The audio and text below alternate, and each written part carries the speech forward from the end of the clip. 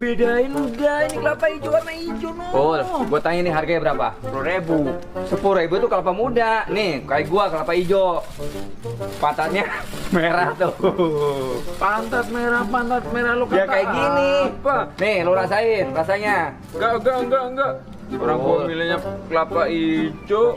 Kelapa hijau itu pantatnya merah, kelapanya agak kecil. Aduh, jatuh. Oh. Ini namanya, lu bedain. Tuh. Ini putih, ini putih. Kelapa muda ini. Tahan. Ini buri kayak gini hijau. Bisa bedain gak sih dulu?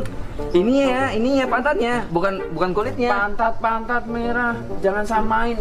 Apa ini kelapa ya? Kelapa nggak pakai pantat. Kelapa hijau itu Terus identik sama pantat merah. Nah, kalau pantatnya hitam, Iya, burik kayak pantat lu.